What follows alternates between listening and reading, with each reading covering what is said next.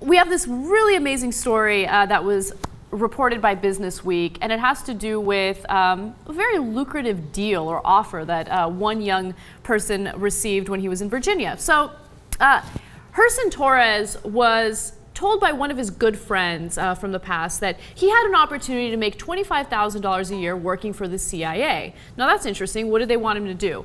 They wanted him to rob banks in the Washington area to see whether or not they had the proper security measures put in place, right? Oh, wow. So that's kind of weird that they'd use like a 21-year-old kid working at Target. Right. But okay. So he's working at Target, he's making $11 an hour, and he's thinking, you know what, this is a great opportunity for me because I want to pay for my community college, I want to move out of my parents' house, why not, right?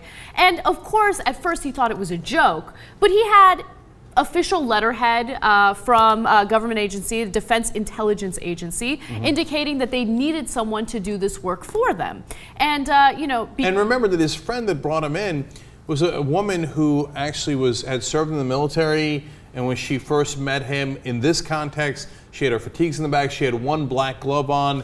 I know it seems kind of weird, but the person at the CIA that was directing this operation said, look, you need to have gloves on because we're going to need you to rob banks. We don't want to leave you fingerprints because we need to get a good, accurate test of what's going on here. Right. Now, that woman was actually a good friend of his from the past named Caroline Villegas. And so he trusted her and he thought, you know what, I'm going to do this. Now, the person who set all this up was someone who went by the name of Theo. And so Theo told him exactly what he needed to do. So let me read those, you know, those requirements to you guys. Torres was told to rob half a dozen banks over 4 days. He never met this Theo guy in person, but he allegedly worked for the CIA, right? The game plan included Torres knowing which banks he needed to target. Theo told him which banks. And Torres would give the bank teller or manager a note demanding money. Okay? If he left the bank with money, Torres would be paid $25,000. Torres would get $2,500 whether he left with money or not, okay? Torres should deliver any money to a location near Richmond, Virginia. If arrested, Torres should stay silent, wait for feds to get him within 24 hours. So that's very specific instructions. Now, things started to go awry, right? Yes. And so he goes with this person that he knew that was in the armed forces. She's driving. He goes in the banks. He doesn't know what he's doing. And he's been given specific instructions: don't leave fingerprints. If they call the police or the FBI, leave immediately. If it's gone past longer than 5 minutes, leave immediately, because they said we're doing a very specific test here. Now, keep in mind, it's really weird for the CIA or DIA not to bring you in, but to just tell you this. And the first time that he agrees to do anything, he's immediately sent on a mission to go rob a couple of banks. Yes. On that day. Literally within a few hours, he was told to go rob a bank, and he did exactly as he was told. He had a note, and the note said the following: I need your help, I need money, my family is being held hostage, and a bomb will go off at 4:30. If you don't help, don't call the police or the FBI. Now, after he gave the teller the note, the teller said, well, if this is the case, I need to go tell my manager. And he said, no, don't tell your manager. And the teller went in the back and kind of huddled with other tellers to figure out what to do, and he realized that this was a complete and utter disaster. He ran out, he got away. He never got caught for that particular instance. Now, he did the same thing with a few other banks. It was a complete disaster, did not work. But finally, he went to one specific bank in Virginia. It was BB&T Bank, and the manager there knew immediately that the guy was going to try to rob the bank. He went there with a cousin and a friend and a brother-in-law, so 4 people. It's 85 degrees outside, and they're both wearing baseball caps, and they're wearing like these big sweaters, these big hoodies. So immediately she calls the cops, and Torres gets arrested. So this is interesting because in the previous attempts, there was one time where Theo would then get on the phone with them, tell them where to go, where to hide out. And Torres would say, there's a helicopter above, and Theo would say, we're going to get rid of the helicopter, don't worry.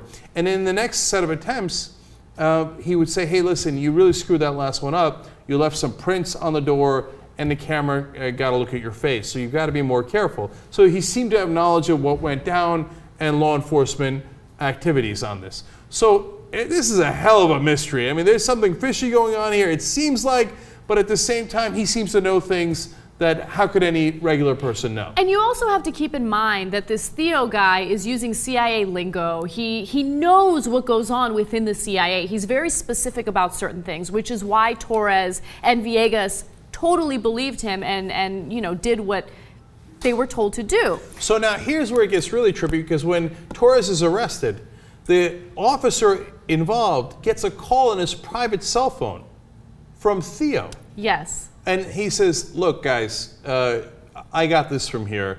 I'm, you know, with the CIA, and you go ahead and let this guy go. Okay.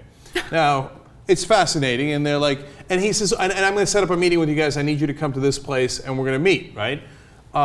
And one of the cops is a 20-year veteran of the force, and he's like, I've dealt with the CIA before.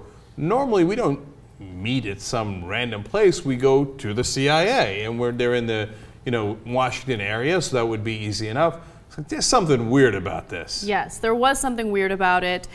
So as I mentioned, as Cenk mentioned, they did get a call from Theo, and Theo said the following. There was an exact quote that was mentioned in the article. Where is he? What have you done with him? You can't make people disappear. Only we can. So he's very ballsy, right? And you're thinking like, okay, this guy might actually work for the CIA. But because where did he, and one point, Torres is like, hey, listen, I got to go to work tomorrow at Target. And Theo says, don't worry about that, we got that covered. And a note shows up at his boss's office, from a doctor's note saying, hey, Torres can't make it in today. And that sounds pretty good, right? So there's a lot of reasons to believe that this guy is super connected and knows what's going on, and he just got the private cell phone number of the investigator involved.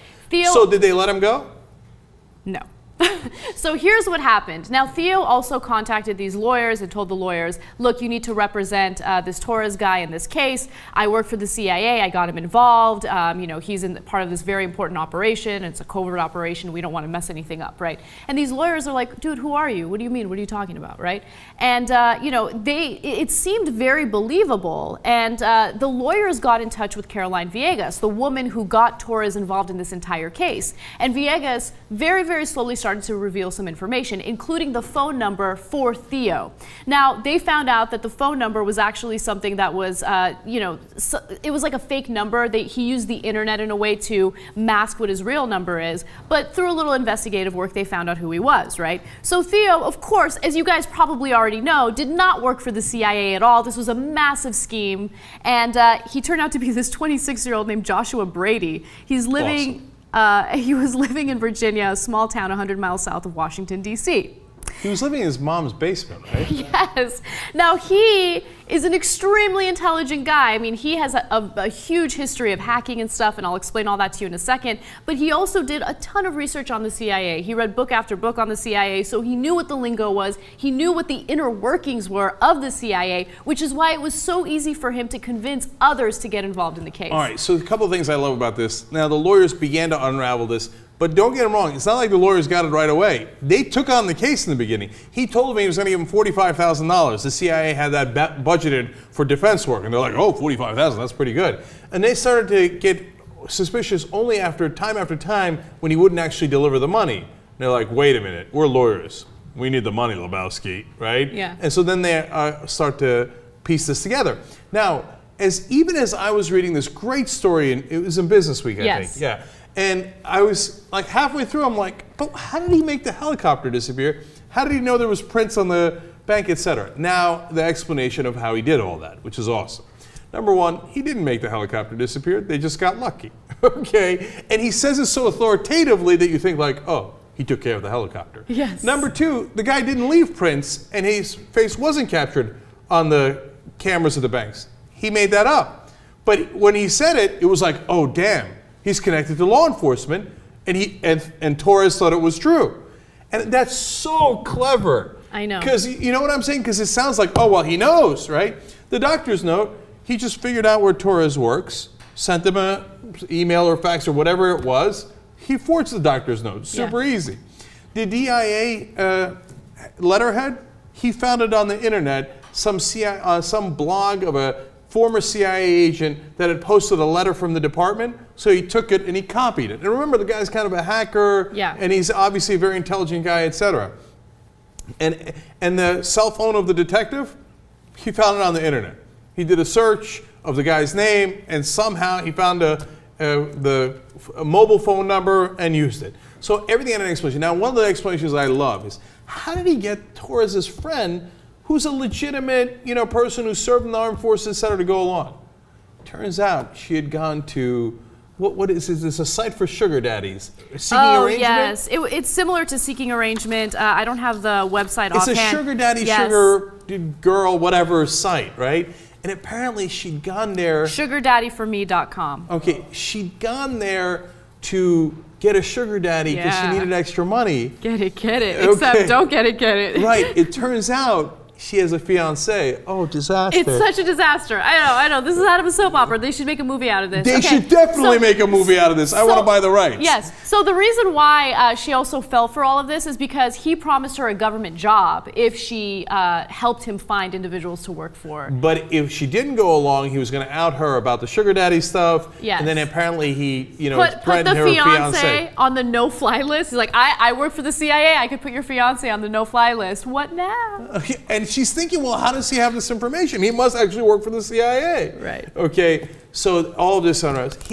The article explains he was like acne. He had acne. He's in the basement. He's like the stereotype of what like bloggers are thought to be, right? He's in his mother's basement. He's got the acne. He's in his pajamas, right? But he has a long history of like breaking the law. In fact, since 2005, he posed as an entrepreneur seeking multi-million-dollar deals for computer hardware. He stole $1,100 from a woman whom he promised an Xbox 360 to. He was writing bad checks. He was charged in 3 criminal cases, found guilty in 1, pled no contest to another, pled guilty in a 3rd, released in 2012 after a year in prison for violating terms of his sentence in the Xbox case.